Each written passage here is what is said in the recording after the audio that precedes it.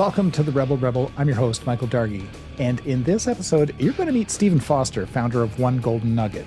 He's going to share how finding your niche, embracing kindness, and learning from life's challenges can lead to extraordinary purpose and joy.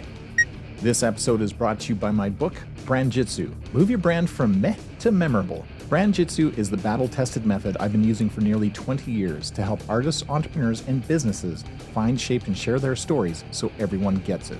And where do you get a copy of this amazing book?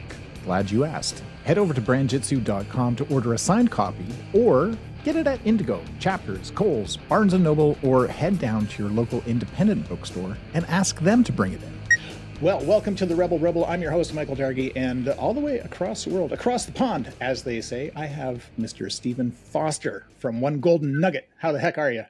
Good afternoon. I'm very well indeed. Thank you for having me. Excellent. Oh, thanks so much for making the time, Stephen. This is great. Pleasure. The way that I like to start these episodes is like just jumping right in and finding out a little bit about you and what you're up to right now. Like, what's the Stephen Foster world? The Stephen Foster world is asking people what their one golden nugget is. That's what I tend to spend most of my days doing, and to collect that piece of wisdom, and then we share it and we change people's lives. And around that idea, we've created products such as we create books and events and podcasts and anything really where we can share a piece of wisdom, change someone's life. It's amazing. Very proud of it. Wow. Yeah, I've listened to it. Actually, I did a One Golden Nugget as well, and I love the format. I like the idea that you can just literally get that one thing, that Genesis moment that maybe changes everything. Yeah, it's cool. It's very cool. People love it, and I invented the nugget really because I've got very little attention span. So a little piece of wisdom, I can kind of soak that in. Yeah, Yeah. So for me, it works, and for other people seem to like it as well. So we're doing something good. That's right. Yeah, that's so great.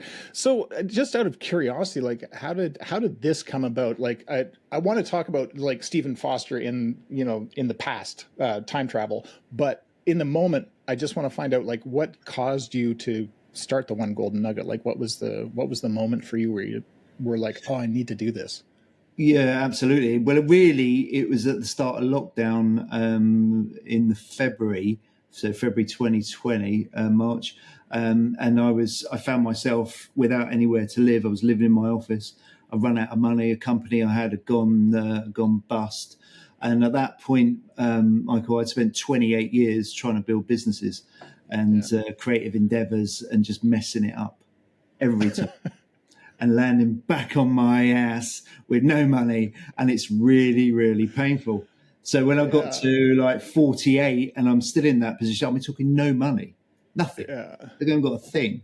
I had this idea of Nugget. I'd written a book previously about One Golden Nugget, made no money, collected a few nuggets of wisdom. But at the start of lockdown, it was like, well, I'm going to dedicate my entire life to this thing. Having absolutely no idea I was going to make any money in the middle of lockdown. I just thought, that feels like it's got purpose behind it. So then I went off and, started collecting nuggets of wisdom.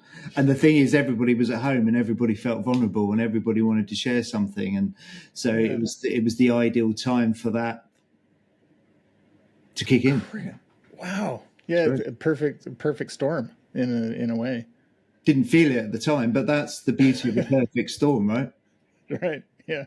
It's sometimes a storm is sent to clear the path. It's not meant to blow you off course. Or maybe it is. I have a feeling that we're going to have like so many golden nuggets in this conversation. Yeah, should we count them? That's number one. Yeah, right. I should probably put a little counter on the screen. Yeah. Do that. Number one. Yeah, number one. That's fantastic. So I guess let's go back. If we could, let's go back in time. And, you said you've started all these businesses. You had some challenges. Like what made Stephen Foster the guy that he is today? Like, were you a kid and you're just like, you know what, I'm just going to go left when everybody else goes right? Like what does that look like? What was sort of that defining moment for you, if there was one? it's definitely been at school and having no real concept of why I'm here. This is a waste of time. I just wanted to be creative and make some money, and I didn't see any point of it. So it starts really early. Just flogging stuff when you're like 13, 14, cleaning cars. Just up to about 19, I was in some job working in a bank, horrible. I didn't like it. It just wasn't me. It didn't feel good. And then I just thought I'm going to go and dive in at 19 and start my own company, which I read a book called How to Make Money from the Music Business. And in it said, literally, that was the title of the book. And it said in there, one of the ideas was go and buy some cassette decks. You remember the old cassettes? Yeah. And start replicating cassettes for local bands. That's an idea where you can make some money in the music business. Right. And it's like, yeah, I'd do that. So my dad lent me £1,000, and I went and bought 3 cassette decks and started replicating cassette tapes. But the trouble is, if the cassette tapes are C90s, which is an hour and a half, and you've only got 3 decks, you can't do very many. So it meant staying up all night anyway. Kind of like 4 years later, I'm doing a million a month. So it was ridiculous. What? Yeah, it just took off. Yeah. Wow. Yeah, from 3 cassette decks. Yeah. Wow, that seems stratospheric. Well, I got into dance music and the mixtapes. So I was replicating every mixtape there was for the UK dance scene. So I just found a little niche, dived into it, offered a good service, people liked it, and the thing took off. Yeah, it was cool. Fascinating. So, I don't, can we dive into niching down a little bit? Because that's I love stories of when you find like a tiny little niche and you just burrow your way in. It sounds like that was a success factor for you. Nugget number 2: don't boil the ocean. People think, well, I'm going to start a business, I'm going to be global. No, just focus on a niche and hone it as much as you possibly can, and then display professionalism in that niche, and it's yours for the taking, because there's so many subsections to everything. Yeah, for sure. Fascinating. Looking for it. Sorry, go ahead. I said it's about looking for it, being aware, having the awareness to look for it. Right. Yeah. And once you're in it and servicing the hell out of people while you're in it. So what ended up happening with that? It sounds like it was, a raging success. Yeah, it was. And then 1996, one of my customers, one of the biggest customers, he owned a dance music company called Dreamscape. So creating huge dance events, 20, 25,000 people, all dancing, Wow. Mini festival. And he died in a car crash, unfortunately. And he was one of my biggest customers. And I remember getting the call, and I was obviously my first concern was for his family. Secondly, it was like, this could be a real problem here because they're such a big customer. So I just, in my naivety, I just thought, well, I'll buy the company. So I'm 25. I thought I'd buy the company, and I managed to raise the money, and I did. So by default, overnight, I became one of the world's kind of biggest dance music promoters. Oh my God. I'd never done it before. So, but here's another nugget that came down to absolute belief in faith. It was like, no, I'm buying that company. I remember saying it, thinking it, feeling it. There wasn't a doubt in my mind, I'm buying that company, and I did. So then I'm promoting huge dance events for 20,000 people at a time. Holy Christmas! Okay, so let's continue on this journey. What happened? What happened to Dreamscape? Well, at that kind of age, I had no idea how to deal with money, budgets, or anything.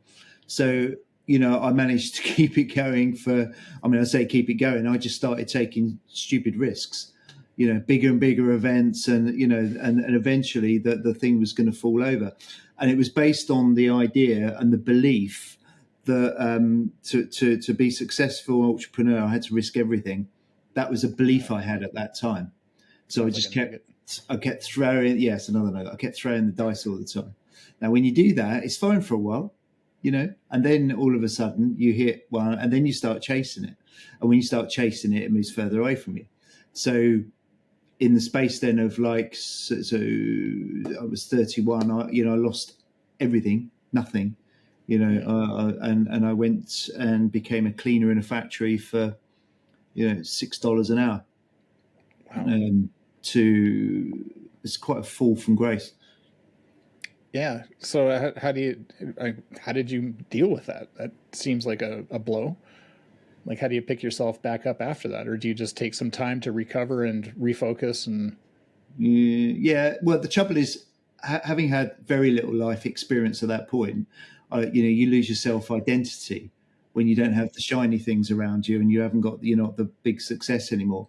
So for about a year, I didn't come out of my bedroom. It was really tough, a tough experience. And I went and became a cleaner. But what that taught me was humility, because those people have got they got problems and they're doing their best and all those sort of things. And being a cleaner is no, if you're a CEO of a business, you're no more important than the cleaner. Yeah. They're doing what the best they can do with the skills that they've got. And I became that person. But of course, it drove me to then go and do something else, because I was never going to stay as a cleaner. So what happened next? Oh, then I got a publishing deal with Universal Music, because I decided I'd like to be a songwriter. So because I've written some songs, so I thought, well, I'll do that. So, and then I'm finding myself working on shows like Pop Idol and X Factor and writing songs for the contestants and managing some of the artists, and I'm having reasonable success with songwriting. But at that point, all of the money had gone out of the music business because of illegal downloading and the streaming was coming in, so there was no money. So, that was that. Oh man. Okay. What just curious. What happens inside your head when you just decide to do a thing? Like it to your words where I just decided to be a songwriter. What does that mean? What does that look like? Well, it just means, I've woken up with this idea, I'll go and do that. But then actually going to do it and actually having some level of success. Wow. Actually, I'm recording all over the world. I'm in studios with Puff Daddy and all these sort of people, and hearing my songs on the radio and writing with mega famous people, and interesting. Wow. Yeah. Interesting. Yeah. It was cool. No kidding. So that's the thing. Make a decision. Do something. Just do it. Get on. Another nugget. Yeah. Don't wait. Just dive in. Yeah, I think I'm a dive into the ocean guy, not a wade carefully into the ocean guy. There's no point mucking about and waiting. So it sounds like one of these nuggets is, if don't talk about it, just do it. Yeah, there's never a perfect time, is there? It's a bit of a cliche these days, but just begin straight away and take massive action. Total belief, total faith, and just rock on. Nice. And what happened next for you? Then I set up a couple of. I had an idea of creating digital agencies, doing marketing, and so I did that. Built a business and then lost it, and then built another business and lost it, and because building. You laugh, but building digital agencies and billing your time by the hour is a skill. And I had no idea what I was doing. I would just do something, this is the next thing I'm going to do. No sort of planning or anything. It's just like, it's this, do that. It didn't work. I mean, I made some money for a bit of a time, but long term it didn't work. So that really then basically takes me up to the start of lockdown. So it's just 28 years of following dreams and having success, and then losing it all, and getting depressed, and really like you're on top of the world, and but that's life, right? It's what you do. Crest of the wave, crushed by the ocean, crest of the wave, crushed by the ocean. There's nothing to lose. The idea you got anything to lose is a lie. You have nothing to lose. That's awesome. Another nugget. Thanks very much. Yeah. Ching. Maybe I'll put a sound. I want to hear a ching when it comes up. Ching with the brain. Yeah, well, that's outstanding. That'd be cool. So, and I don't think I asked this. Normally, I ask this right off the hop. But where in the world are you? And we don't need your street address, but clearly you're in the UK somewhere. Salisbury, in England, in the south of England, by Stonehenge. Oh, lovely. Yeah. English okay. Side. Yeah, lovely. It's a beautiful, beautiful day. I mean, obviously you've been to Stonehenge. I've never been. Yeah. And let's just say this is a place that you decide to go regularly. I'm just making this up, by the way. But you decide that you're just going to refill your creative mojo and you're going to go, just hang out at Stonehenge and soak in some of that history. And you're sitting there thinking to yourself, oh, I wish the world knew this one thing. What is the one thing? And you've given us lots of golden nuggets so far, but what's the Stephen Foster thing that you wish the world knew? If you want to be happy, because everybody wants to be happy in life, that is the goal. It's the reason for doing everything. Yeah. And this is the nugget, that kindness is the route to take you there. So focus on kindness. That takes you to happiness, not the shiny stuff and the cars and the clothes and all the, and the houses and all the rest of it. It's just pure kindness. Oh, I love that. And it's so easy. All the years I've been doing the show, that I think that's the first. That's outstanding. Yeah. Thanks, Stephen. But it can be difficult at times with certain individuals. There's a caveat for sure. Yeah. Yeah, we all know those people. Yeah, we're picking up what you're laying down. Outstanding. So again, I mean, my experience in the UK has been very, very limited, sadly. But, I imagine, and I don't know this for a fact, but in my mind's eye, I know that there's lots of great pubs around, and, we have pubs down here in Kensington and Calgary that have got a great Sunday dinner that they put on. Usually it's roast beef in Yorkshire. And I'm wondering if you have such a thing that, is your sort of go-to, I'm just going to, not cook tonight. I'm going to head out to the pub or head out to your favorite restaurant, and what that would look like.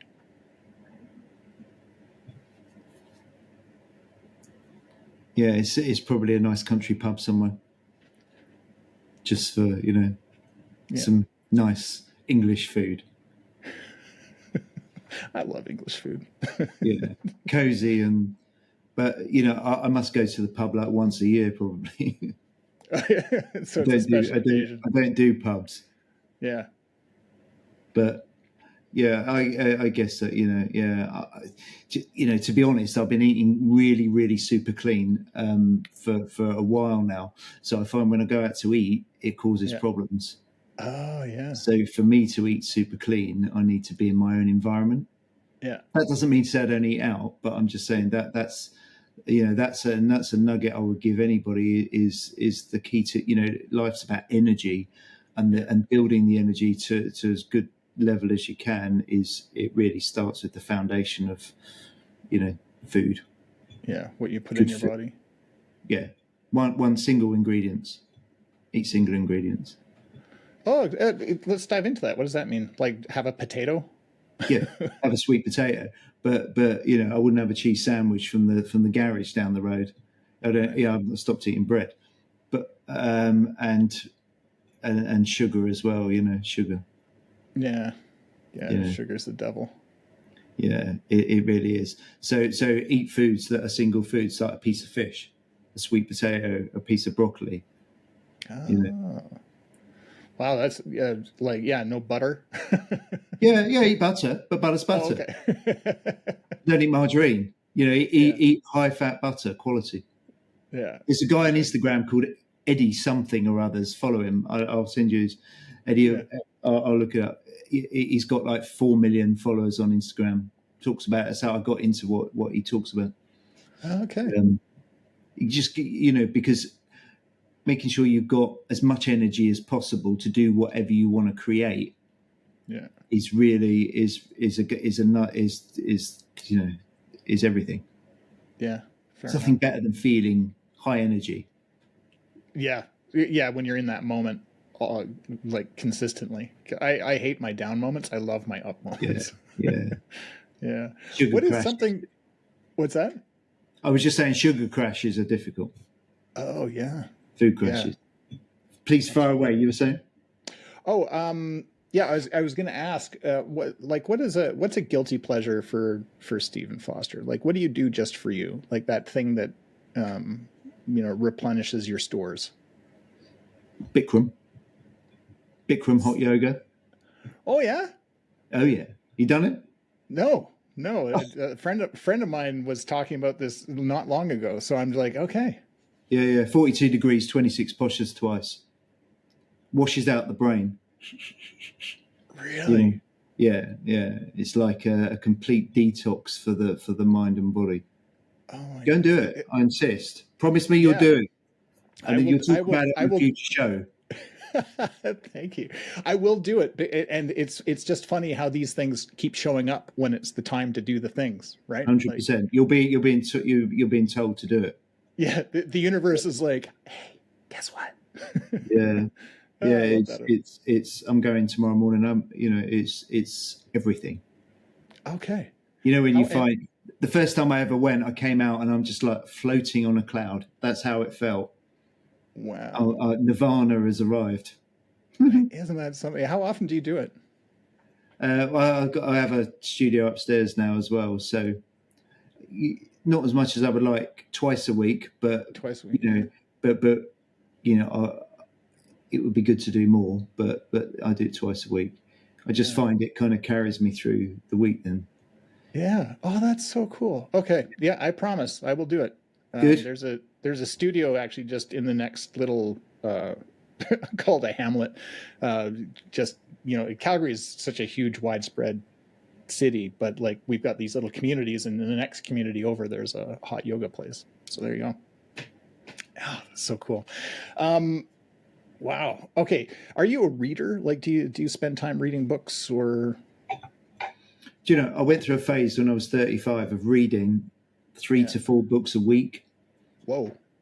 Yeah. Seriously, I was just devouring the stuff. I kind of, I woke up to, feeding the brain. It was my moment to wake up, so to speak. But truthfully, recently, not as much as I should do. In fact, hardly ever. And I'm going to take that as my reminder from the universe that I should be reading, because as everybody knows, if they're listening, and I'm sure they are listening, still listening, they didn't leave after 30 seconds. They're in it for the nuggets, man. You're a great host. Reading is everything. Education's everything. What you know today is not going to be relevant in 6 months' time. So you've got to keep upgrading your skills. There's another nugget. Ching. Of course you've got to. Quality people know that, but it took me about 35 years to realize actually you should be constantly upgrading your skills. So I'm embarrassed to say that I'm not reading as much, and now I'm going to change it, and I'm going to start becoming an avid reader because of Michael. Outstanding. Oh, look at us go. So you've just changed my life again. I'm literally picking up a book after this. And I'm signing up for hot yoga. This is great. This is the universe in action, folks. This is how it happens. It is. It is. Hey, now that we're out of lockdown land, which is always nice, do you travel much? Yeah. Lots. And like, what's your favorite way to travel? What's your favorite place to travel? Like, what does the world, according to Foster, look like? Yeah, I love Dubai. Dubai's been hearing this. Here you go again. But Dubai's been so kind to me. We've got so many customers over there. They love a shiny golden nugget. I love the Middle East, and I love the fact that they have a ruler that runs it like a business. It is for me. That's amazing what they get done. Of course, it has some drawbacks with being, that governed that way, but I love Dubai, and I also, recently I've been to Malta. Malta, Mallorca. Yeah. Going to America again. I've been there a couple of times this year. Back there in September. I'm actually speaking at the Kennedy Space Center. I've got a gig there to do a keynote speech at the Kennedy Space Center. Now that's going to be cool because the rocket ship is actually in the room. You speak under it. So, I'm looking forward to that kind of vibe. Not so into the sitting around.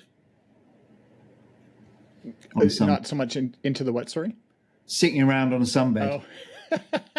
Yeah. It's so boring. Yeah. You're literally like, after about 10 minutes, it's so boring. Yeah, you got to be out doing stuff. Yeah, I've got to be doing stuff.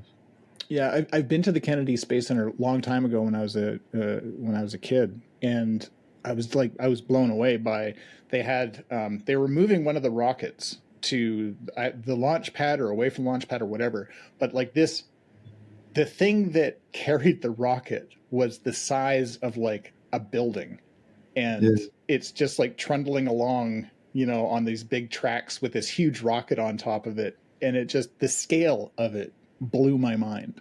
It was just wild. It is. And if you're down there, go to the Everglades. If you're going to be, I've been across Crocodile Alley. Is it Crocodile Alley? Or Alligator Alley?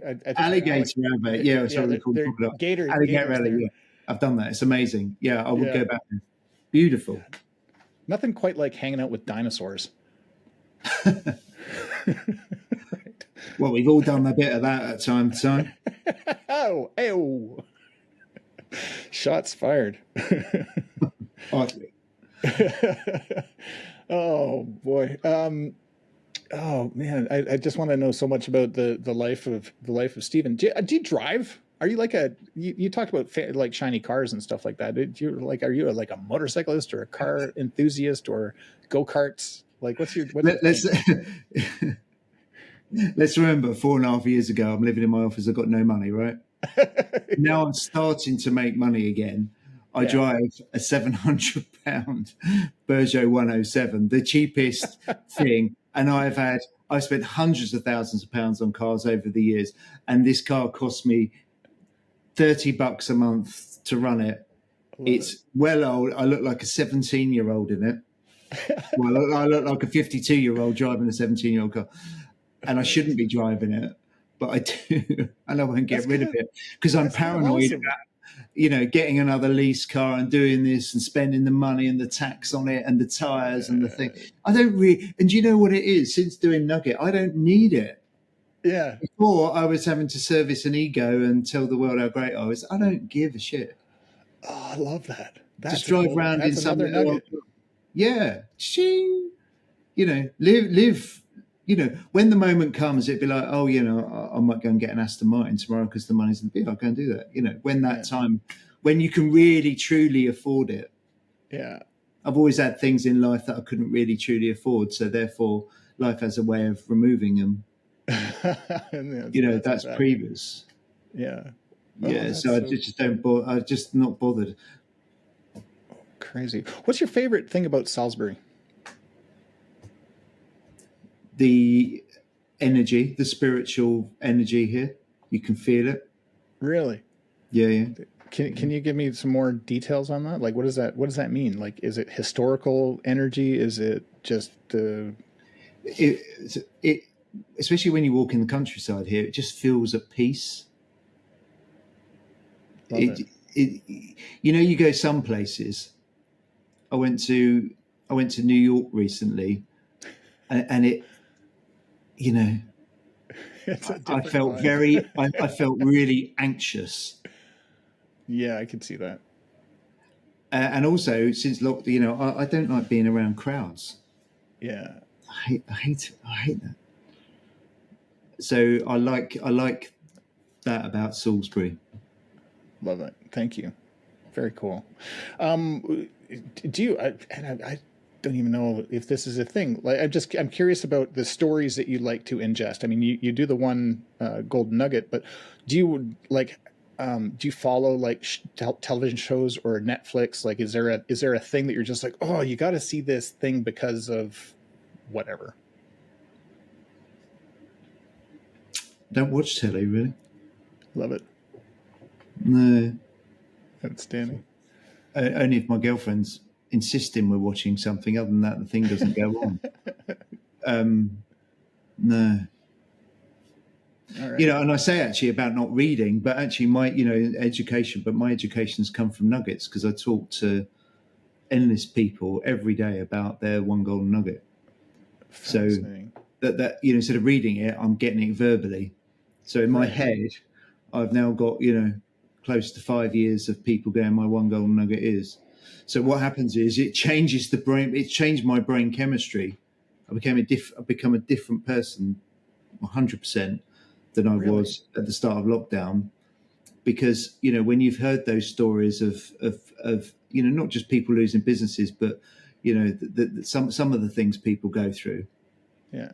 Those really tragic things, and I've had so many of those that you can't help being humbled by it and those stories. Yeah, and the resilience of humanity must be a common theme, I would imagine. It is. There's of course, in life, it's yin and yang. You're going to have those amazing experiences, and you're going to have those experiences that you label as not so amazing. Yeah. But it's been a wonderful, wonderful education on humanity. Love it. So there's these people in the world. I like to call them rebels in waiting. And they're not always waiting. They're sometimes they're doing or about to do or have just done. I like to suggest that it's Wile E. Coyote just stepped off the ledge and is just about to realize that there's nothing underneath him, and he's about to hold up his uh-oh sign.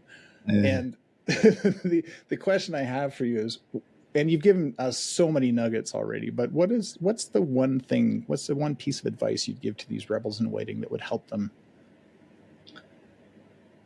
Can I give two? Yeah, you can give as many as you like. Thank you. I'm giving two. Number one, do not rush, because there's no destination. Time is an illusion. It's only over the present moment. Do not rush whatever you're doing, because you're going to fall and trip. And then you have to get back up again. And that's what I was in, a massive rush the whole time. I must become that person. Rush. Cutting corners, not doing things correctly. Right. Life likes a sense of order. The universe likes order. Don't rush things. Yeah. And then secondly, this is my nugget, is just be the love. And when I say that, I mean love for everything, for those circumstances and problems that arrive in your life, especially is inject them with the love emotion, because they've turned up in your experience to teach you something. So look for it and feel good about it. So be the love in with people, with any circumstances you can be. And it's it's not that easy sometimes, but that's where I kind of default back to, is like, okay, that's fine. It's that Buddhist thing of non-attachment and love everything. And lastly, actually, I heard the greatest gift you can ever have is just to wake up. So if you've woken up today, you're still alive, you're still breathing, you've had the gift. Because if you hadn't have had that gift, everything else is pointless. So we're both gifted beyond words today to be given another day. Yeah, beyond measure. Let's hope we have a few more. Yeah. Oh, to that. Stephen Foster, this has been outstanding. Time so well spent. Thanks so much for being on the show today. Pleasure. Thank you for having me. Hey, it's me again. Thank you so much for listening to this episode. If you're an artist, entrepreneur, or business owner who believes your brand could be more than it is, head over to brandjitsu.com and join the list to get your copy of my book, Brand Jitsu, Move Your Brand from Meh to Memorable. I've been your host, Michael Dargie, and this has been the RebelRebel Podcast. It's a podcast for creative rebels and entrepreneurs all over the world. And hey, if you're a rebel or you know a rebel, why don't you head on over to the RebelRebelPodcast.com and fill out our guest request form. Share or subscribe wherever you get your favorite podcasts. And thanks so much for listening. Until next time.